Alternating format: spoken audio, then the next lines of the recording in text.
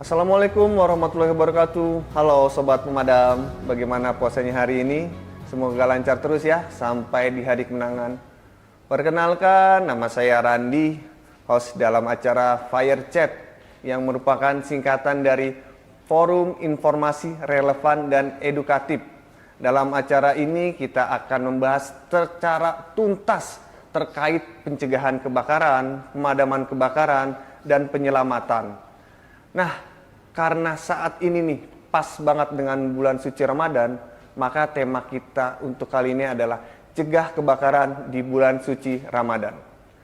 Sobat Pemadam, pada bulan suci Ramadan, aktivitas dan pola hidup kita saat ini cenderung berubah drastis dari mulai santap sahur sampai berbuka puasa. Apakah itu dapat mempengaruhi resiko terjadinya kebakaran? Untuk itu, agar ibadah di bulan Ramadan ini kita dapat lebih khusyuk dan tidak perlu khawatir akan bahaya kebakaran, langsung saja kita berbincang-bincang dengan yang sudah ahlinya, bahkan boleh dibilang sudah pakarnya, bersama Bapak Budi Haryono selaku Kepala Bidang Pencegahan Dinas Penanggulangan Kebakaran dan Penyelamatan Provinsi DKI Jakarta. Halo Bapak Budi, apa kabar? Alhamdulillah baik. Sehat Pak ya? Sehat dan masih berpuasa. Puasanya lancar Pak ya? Lancar, alhamdulillah. Alhamdulillah puasanya lancar.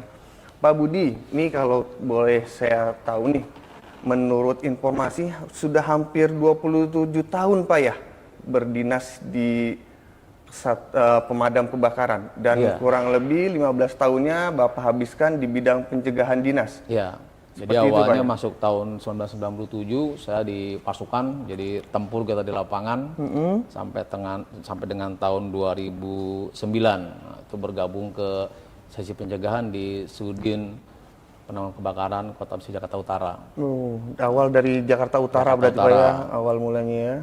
Oke. Kemudian karir di Utara jadi kepala sesi pencegahan sampai dengan tahun 2020. Tahun 2020 terkena rotasi kembali ke jadi kena ke kantor dinas. Dari ke kantor Kantor dinas. dinas jadi kasih pengawasan keselamatan kebakaran. Kemudian kemarin bulan April 2023 jadi kepala bidang. Jadi cukup ya kalau usia mungkin lagi lucu-lucunya ya. Nah, lagi lucunya tapi karir mentereng Pak ya. Udah alhamdulillah Pak ya. Alhamdulillah. Alhamdulillah. Gini Pak, ini terkait ada data nih Pak ya, yang kalau boleh saya lihat ini ada data mengenai apa benar nih Pak, di tahun sebelumnya itu di Ramadan 2023 itu terjadi kurang lebih 162 kebakaran yang terjadi akibat korsleting listrik, instalasi tabung gas, dan membakar sampah. Kalau menurut Bapak sendiri Pak, bagaimana caranya nih kita selama bulan Ramadan ini untuk menghindari itu Pak?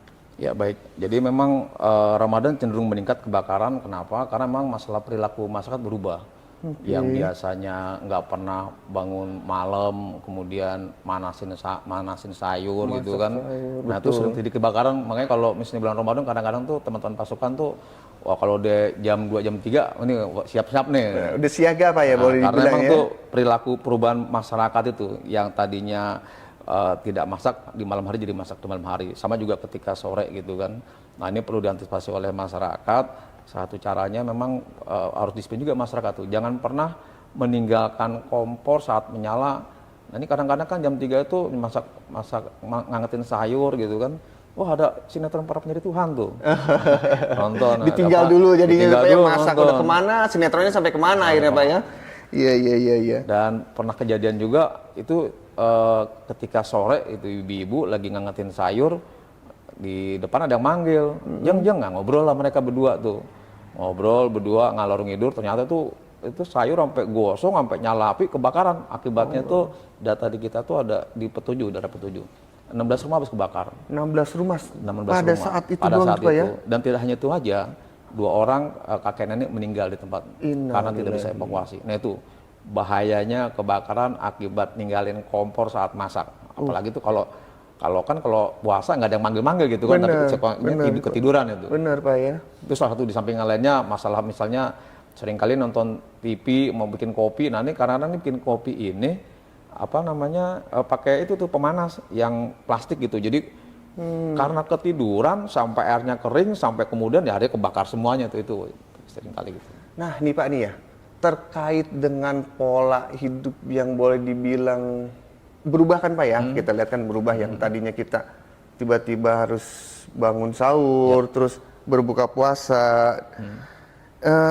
Untuk mencegahnya nih Pak ya, terjadinya kebakaran apa nih buat biar sobat pemadam semua bisa lebih mengerti dan mewaspadai lagi nih Pak? Baik, jadi kalau untuk masalah listrik, yang pertama memang senantiasa gunakan listrik yang standar SNI, paling tidak yang standar SNI. Jangan pernah berpikir, wah Pak itu kalau SNI mahal Pak, itu yang biasa juga nyala gitu. Biasa-biasa aja mikirnya Pak ya? Nyala. Nah kita harus berpikir gini, lebih baik Anda kehilangan duit katakanlah 150.000 daripada 150 juta. Oh, kok bisa Pak Budi kayak begitu? Oh iya. Karena kalau 150.000 itu kan ya Anda aman, tapi kalau kemudian Anda sayang itu 150 juta tuh ya kalau rumah Anda kebakaran gitu bisa habis, bahkan kadang-kadang kebakaran itu kan ada bencana yang paling gampang bikin kemiskinan massal. Langsung Pak ya boleh dibilang. Jadi itu masalah listrik gunakan yang kualitas standar. Kemudian yang kedua untuk masalah tabung gas senantiasa dicek, dijaga jangan sampai ada terjadi kebocoran. Kemudian juga saat memasak pastikan disiplin, jangan pernah Anda meninggalkan kompor kondisi nyala atau kemudian Anda ajak ngobrol dan tertidur seperti itu. Itu paling bahaya lagi Pak ya? Paling bahaya. Ditinggal tidur apalagi Pak ya, aduh itu paling bahaya banget tuh sobat pemadam. Ngimpi kita lagi sampai ngimpi terus-terusan tuh kan meninggal deh. Allah. Paling bahaya sekali ya Pak ya. Nah terkait ini lagi Pak nih, misalnya ada terjadi kebocoran gas nih Pak. Terjadi kebocoran gas di saat masyarakat Jakarta dan sobat pemadam nih lagi mencoba ngangetin masak sahur atau berbuka.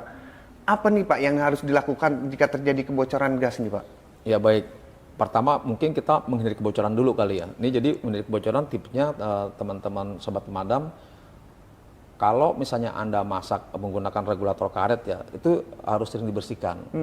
Karena kalau misalnya nggak dibersihkan, yang terjadi gini, Anda masak rendang gitu kan bumbunya cuma lompat-lompatan tuh, karena kan kita ngaduk-ngaduk. Iya benar. Itu bumbunya nempel di selang itu yang karet regulatornya, terutama yang di selangnya ya. Yang di selangnya betul Pak. Regulator di selangnya.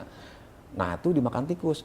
Tikus nggak doyan karet dia dari zaman dulu. Tapi karena ada rendang dia makan rendang, akhirnya bolong tuh. Makanannya Pak Karena ya, bolong sebenarnya itu jadi kebocoran. Itu persoalan. Kemudian yang keduanya kalau misalnya udah jadi kebocoran seperti apa Pak? Jadi selama katakanlah Anda bangun tidur dan mencium bau kebocoran di dapur Anda. Yang harus Anda lakukan. Yang pertama, cabut regulatornya. Cabut dulu Pak ya. Kemudian yang kedua, kalau perlu tabung gasnya dibawa keluar, kan ada pintu biasanya di belakang kan, iya, dibawa keluar, buka dulu tuh angin-anginnya gitu, buka jendela dan segala macam. Pastikan tidak ada bau gas di tempat Anda. Yang terjadi kalau misalnya ada kebocoran gas dan bau gas di dapur Anda, yang haram Anda lakukan. Ini saya bilang haram. Karena kalau itu, misalnya Anda lakukan yang terjadi fatal. Udah bau gas, Anda nyalain lampu tuh. Kadang-kadang kan bau gas di bocoran, padahal udah bau gas jelas kan. Iya, betul. Nyalain lampu. Nah, ketika Anda nyalain lampu, itu ada percikan api yang bisa nanti akan menimbulkan ledakan atau blip. Karena di teorinya itu sudah ada bahan bakar bentuknya gas, sudah ada oksigen, hanya tinggal butuh panas. Panas terjadi ketika Anda menyalakan lampu atau mematikan lampu. Jadi kalau lampu nyala jangan dimatiin. Dan kalau mati jangan dinyalain. Itu suatu upaya yang harus dilakukan dan masyarakat harus tahu ini. Karena saya sering katakan kalau terjadi kebakaran itu apalagi kalau sifatnya gas itu kan ledakan itu sangat bisa fatal. Banyak kejadian tuh orang yang ada di TKP itu bisa 60% kebakar dan mengakibatkan kematian pada orang itu. Jadi ingat nih sobat pemadam ya, jika terjadi kebocoran gas, kita justru jangan nyalakan listrik Pak ya. Ya, nyalakan listrik atau matikan listrik. Kita buangnya secara manual aja tuh Pak ya. Gas-gasnya kita buang secara manual, kita kipas-kipasin lewat ventilasi betul Pak ya. Kalau perlu kipas angin kita bawa ke dapur kita ini aja. Pakai tangannya kita puter-puter gitu. Jangan kipas angin. Kipas angin dari jauh gitu kan. Pokoknya pastikan sampai tidak ada bau gas lagi di dapur Anda. Jadi sobat madam diingat ya, kalau terjadi kebocoran gas, jangan sekali-kali kita nyalakan listrik apapun, Pak ya. Listrik apapun. Betul. Nah, ini Pak, saya juga baca lagi nih Pak nih ya, di bulan Ramadan yang kemarin, tahun 2023 nih Pak, frekuensi itu kan sebenarnya kita lebih banyak aktivitasnya memasak ya. Tapi kenapa yang terjadi malah penyumbang terbesarnya itu jadi konsleting listrik nih Pak? Apa itu Pak sebabnya nih Pak? Karena memang kalau masalah listrik, kalau menurut saya sih emang masalah pola pikir masyarakat kita ya. Jadi seringkali mereka berpikirnya itu agak ekonomis juga. Contoh saya katakan gini, ini sering kejadian. Dulu 20 tahun yang lalu ketika orang tua kita baru berumah tangga gitu kan, di rumah dayanya itu baru 900 watt. Mungkin waktu itu orang tua kita baru bisa beli TV dan kipas angin gitu. Betul, iya Pak ya. 5-10 tahun ke depan ekonomi semakin baik, semakin Menambah meningkat. lagi ya Pak ya. Ada tambah lah tuh beli mesin cuci, beli AC, beli Magicom, beli kulkas dan sebagainya. Loh itu kan nggak bisa Pak, dayanya lebih tinggi dari 1.000 bahkan 2.000. Oh bisa, orang kita banyak yang pinter, MCB-nya diganti. Diakalin Pak ya, anginnya. diakalin. Jadi itu tetap nyala listriknya. Iya. Tapi persoalan yang krusial buat kita, buat masyarakat, karena tadi dayanya hanya 500, sementara beban listriknya lebih daripada 2.000 katakanlah misalnya. Nah itu suatu saat ketika beban berlebih itu terjadi, itu nanti kabel itu akan terbakar itu. Akan terbakar, kemudian terkelupas, dan ketika terkelupas ada oksigen akan nyala. Persoalannya seringkali listrik itu dia adanya di tempat tersembunyi dia, adanya di plafon gitu kan, yang kita nggak tahu.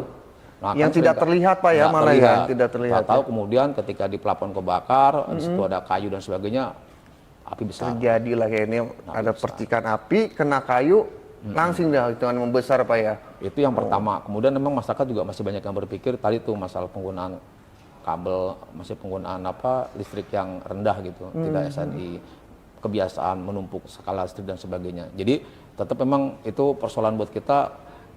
Masyarakat penting kita edukasi agar ada perubahan sikap dan perilaku. Jangan pernah berpikir bahwa tadi itu masalah pengadaan listrik yang standar itu suatu cost, tapi berpikir bahwa itu adalah suatu investasi buat menyelamatkan harta benda kita dan juga menyelamatkan keluarga kita dari korban kebakaran. Iya. Kebakaran. Lebih baik kehilangan 150.000 daripada 150 juta Pak ya. Betul. Tuh Sobat Pemadam, diingat lagi pesan dari Pak Budi. Kita boleh mempunyai TV, kulkas, AC, Magicom atau mesin cuci apa ya Pak ya, tapi yang penting pemakaian listriknya itu sesuai dengan kebutuhan Pak ya. Dan harusnya lebih aman ya, dayanya ditambah. Oh, lebih tambah ya, jadi sesuai dengan jumlah ya Pak ya. Kebutuhan. Oke, tuh ingat Sobat Pemadam ya, jangan sekali-kali ngakalin listrik. Bahaya.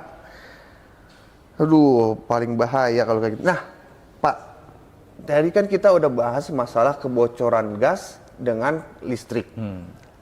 Apakah penanganan kebakaran itu berbeda Pak dengan antara kebocoran gas dengan listrik? Ya, jadi itu memang harus berbeda penanganannya. Jadi kalau secara teori ya ada klasifikasi kebakaran, ada kelas A, kelas B, kelas C, dan kelas D. Kalau kelas A itu kebakaran benda padat, kelas B itu kebakaran cair mudah terbakar, sama dengan itu juga termasuknya gas, yang kelas C itu listrik, yang kelas D-nya itu logam. Jadi gini, kalau untuk pemadaman listrik, kalau Anda di rumah punya apar nggak masalah. Karena apar itu memang didesain, dia bisa memadamkan tadi jenis kebakaran apapun. Kelas A, kelas B, kelas C, dan kelas D. Nah persoalannya ketika kemudian di rumah nggak ada apar gitu kan. Siap. Kalau Anda gunakan air ketika memadamkan kebakaran listrik, mati itu apinya memang di listrik. Tapi Anda juga mati karena tuh listrik pengantar yang bagus. Pengantar arus ya Pak, pengantar arus listrik ya. Listrik yang bagus. Betul. Makanya yang perlu Anda lakukan ketika kebakaran listrik, yang pertama Anda harus menurunkan MCB-nya. Urutan MCB-nya. Jadi ketika Anda melakukan MCB, yang Anda lakukan adalah itu yang tadinya kebakaran listrik, jadi yang kebakar itu sekarang kabel. Jadi hanya karet gitu kan. Iya, nah, itu bisa disiram dengan air, selesai itu karena nggak ada listriknya. Jadi merubah kebakaran kelas C menjadi kelas A. Secara teori seperti itu. Kemudian kalau kebakaran pada tabung gas, apa yang harus Anda lakukan? Nah kalau tabung gas itu, kalau yang terbakarnya di regulator, kita lihat dulu kebakaran di mana nih. Siap. Tapi ketika apapun itu, ketika Anda lakukan mencabut regulator, itu juga akan padam api itu, akan padam. Kenapa? Karena ketika Anda mencabut regulator, maka yang Anda lakukan adalah menghilangkan bahan bakar, menghilangkan gasnya. Nah kalau gasnya nggak ada yang kebakar, padam. Nah kalau misalnya tinggal nanti yang penggorengan mesin nyala, misalnya, Anda bisa lakukan, Anda bisa ngambil handuk, celupin ke air, kemudian ditutup itu akan padam juga karena kita menghilangkan unsur oksigen.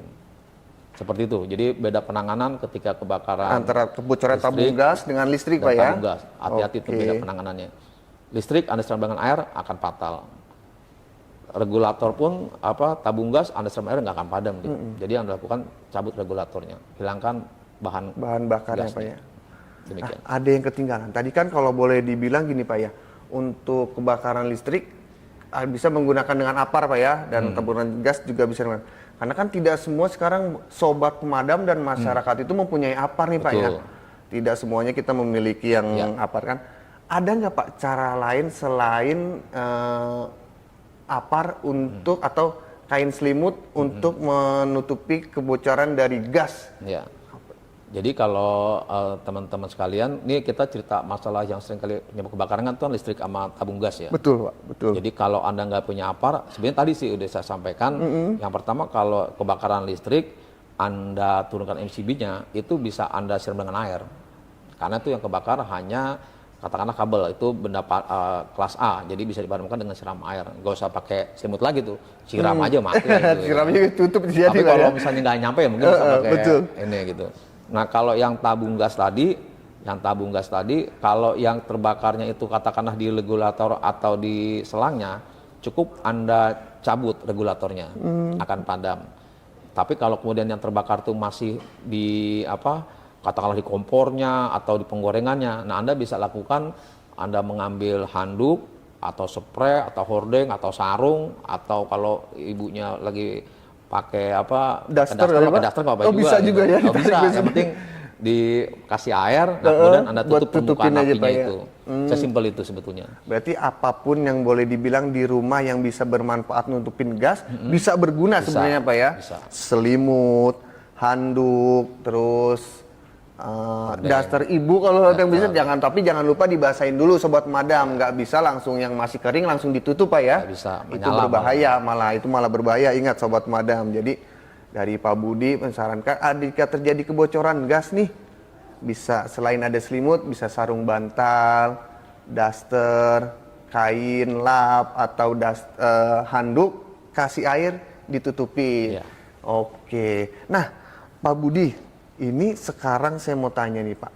Apa ya upaya yang sudah dilakukan Dinas Pemadam Kebakaran untuk mencegah kebakaran, khususnya nih di DKI Jakarta ini nih, Pak Budi nih? Baik, jadi memang pertama cerita internal dulu, agak lama nggak apa-apa kan ya? Nggak apa-apa, silakan Pak. Cerita internal dulu. Ini saya ingin cerita gini, di pemadam di Jakarta itu ada 267 kelurahan. Siap. Idealnya di PD 8 2028 tentang pencegahan dan penanganan kebakaran di Jakarta, satu kelurahan itu ada satu pos pemadam kebakaran. Nah kondisi existingnya, jadi itu saat ini hanya ada baru 170 pos. Dari 267, Pak ya? Masih kurang banyak kita masalah pos. Oke. Kemudian yang kedua masalah SDM.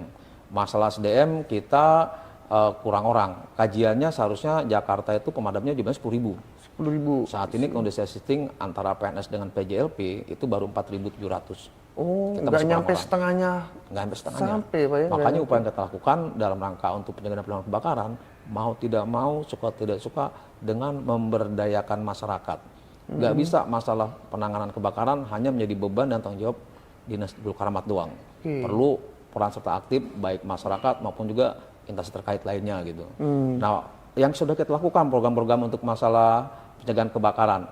Yang pertama di Jakarta itu kita sudah ada satgas di kelurahan-kelurahan itu. Satgas juga salah satu upaya kita tuh, strategi kita. Jadi para satgas itu di semua wilayah teritorialnya nanti akan ditempelkan stiker masalah awas bahaya kebakaran gitu. Oke. Itu di rumah-rumah warga tuh, Pak, dengan satgas, Pak ya? Betul. Harapan kita ketika masyarakat mau keluar rumah, ini ada awas kebakaran nih. Wah, masalah listrik. Wah, ini rumah. Coba Mak itu kipas angin masih nyala nggak tuh? Jadi ada warning gitu, ada peringatan gitu. Itu kompor masih nyala, masih itu nggak tuh?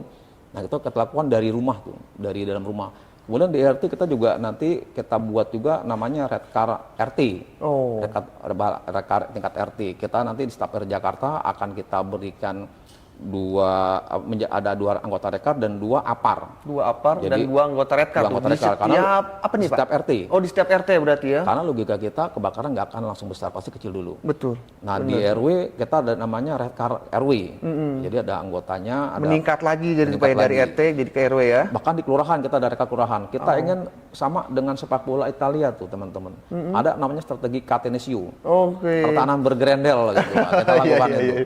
Jadi Dari masalah- paling bawah, dari tingkat menengah, sampai ke rumah, atas RT, gitu ya? RW sampai kelurahan. Nah itu dengan segala dan akan kita lakukan terus untuk masalah bagaimana upaya pencegahan pelibatan masyarakat dan nggak akan pernah menyerah kita pemadam karena bagi kita menyerah bukan suatu pilihan. Terus kita lakukan itu. Oke, jadi untuk sobat pemadam nih, jadi untuk penanganan yang sudah dilakukan sama Dinas Pemadam Kebakaran, dari mulai ada Redcar Pak ya, Redcar, dari tingkat RT, pemberian APAR, memberikan masyarakat, APAR, terus pembuatan lagi posida mandiri. posida mandiri, itu berarti udah boleh dibilang, jadi nggak hanya petugas pemadam aja, jadi di tingkat paling bawah masyarakat pun bisa ikut membantu jika terjadi bencana Iya. kebakaran Pak Dan ya. sedikit menambahkan data dari kita tuh kebakaran fluktuatif naik dan turun tiap tahunnya. Tapi data dari kita kebakaran yang bisa dipadamkan oleh masyarakat cenderung meningkat. Yang bisa dipadamkan oleh masyarakat cenderung meningkat. Dan itu kita akan berikan terus itu. Karena gini, yang paling tahu masalah kebakaran awalnya dan yang paling menderita akibat kebakaran itu adalah masyarakat. Betul. Tanggung jawab kita bagaimana kita bisa mendengar masyarakat sehingga mereka bisa melakukan suatu tindakan jika terjadi kebakaran di kediamannya. Karena imbasnya bukan hanya bencana kebakaran itu ke pribadi sendiri, tapi keluarga kanan kiri tetangga Iya. kena semua dampaknya Pak ya. Bisa merembet itu ya. Nah sekarang nih Pak, ada nggak tips nih Pak yang bisa diberikan oleh Dinas Penanggulangan Kebakaran DKI Jakarta kepada masyarakat dan sobat pemadam semua nih untuk mencegah kebakaran di bulan Ramadan ini nih Pak nih? Untuk di bulan Ramadan. Jadi Iya. yang pertama karena untuk di khusus Ramadan ya, yang pertama memang kendalanya kan kalau Ramadan itu masalah perubahan perilaku tadi itu ya. Jadi kepada ibu-ibu yang ada di rumah, teteh-teteh, mbak-mbak yang biasa masak gitu kan, tolong kita jaga rumah kita dari bahaya kebakaran. Karena kalau bukan kita, siapa lagi yang jaga rumah kita, kampung kita gitu kan. Jadi disiplinkan diri Anda. Kalau misalnya masak jangan sampai ditinggal, ada sinetron apapun itu nggak usah, ya bisa diulang lah itu kan. Tapi Jangan diraukan dulu Pak ya. kalau kebakaran kan nggak bisa diulang itu. Benar. Nah, kemudian juga masalah listrik juga menjadi perhatian kita. Saran saya kalau misalnya Anda masih menggunakan listrik yang tidak standar, Anda ganti. Tadi konsepnya lebih baik Anda kehilangan duit 150.000 lebih baik 150 juta Pak ya. gitu. Sobat Madam didengar tuh, lebih baik kehilangan 150.000 daripada 150 juta kata Pak Budi ya. Pak Budi, nih kan kalau saya lihat nih Pak Budi kayaknya puasa ini kan sangat bersemangat sekali dan boleh dibilang berenergi banget. Ada nggak nih Pak pesan-pesan buat anggota-anggota semua pemadam yang ada di kantor Sudin, di kantor sektor atau di pos-posan, kiat-kiatnya agar bulan Ramadan ini bisa terus menjaga DKI Jakarta aman dari bahaya kebakaran Pak?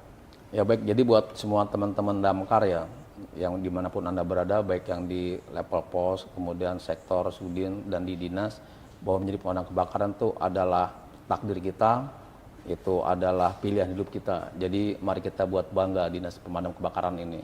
Dan kemudian bahwa kita harus tupoksi dengan tupoksi ya, kita lakukan apapun itu untuk perbaikan Dinas Pemadam Kebakaran ke depan lebih baik lagi dari sekarang. Jadi jadikan kebanggaan bahwa takdir kita di pemadam kebakaran, Anda bisa berbuat baik kepada masyarakat dan itu menjadi insya Allah akan menjadi apa ya, menjadi amal ibadah kita nantinya ketika kita ke depan nanti gitu. Salah satu itu kebanggaan kita. Bangganya. Jadi buat para petugas, jadikan tugas ini sebagai ladang amal ibadah Ya. jadinya Pak ya. Apalagi di bulan suci Ramadan Bulan suci ini, Ramadan. benar Pak ya, yang boleh dibilang jadi membantu masyarakat, pahalanya bisa berlipat-lipat ganda Pak Budi ya. Ya. Nah, jadi Sobat Pemadam, dari awal sampai akhir kita sudah bahas semua bersama Pak Budi. Apa aja kiat-kiat, tips-tips, dan boleh dibilang ini ilmunya yang bermanfaat banget nih Pak bagi Sobat Pemadam dan masyarakat di DKI khususnya ya. Yang tadinya tidak tahu menjadi tahu, dan yang sudah tahu bisa lebih waspada lagi akhirnya kan. Jadi saya nih sebagai host dari Fire Chat mengucapkan terima kasih banyak nih Pak Budi Sama-sama. telah berkenan hadir di acara Fire Chat ini kan. Mungkin ilmu yang dari Pak Budi berikan bisa berguna bagi sobat pemadam dan masyarakat semua di DKI Jakarta khususnya. Jadi kita akhirnya bisa mengetahui Pak Budi ya bahaya kebakaran itu dampaknya dan juga boleh dibilang kerugiannya seperti apa Pak ya, tidak hanya materi, harta, jiwa, dan raga kena semua pasti Pak ya. Oke. Sobat pemadam, jika Anda membutuhkan layanan dari petugas pemadam kebakaran, bisa dihubungi di call center 112 atau bisa langsung datang ke pos pemadam terdekat. Ini tidak dipungut biaya Pak ya? Ya, tidak dipungut biaya, gratis. Gratis sobat pemadam, ingat dicatat gratis, tidak dipungut biaya sama sekali. Layanan pemadam tidak dipungut biaya sama sekali. Terima kasih Pak Budi atas waktunya. Saya Randi mengucapkan terima kasih banyak. Mungkin kalau ada kesempatan kita bisa bertemu lagi Pak Budi ya. Saya Randi dari acara Fire Chat undur diri dulu. Wabillahi taufiq wal hidayah. Wassalamualaikum warahmatullahi wabarakatuh. Waalaikumsalam warahmatullahi wabarakatuh.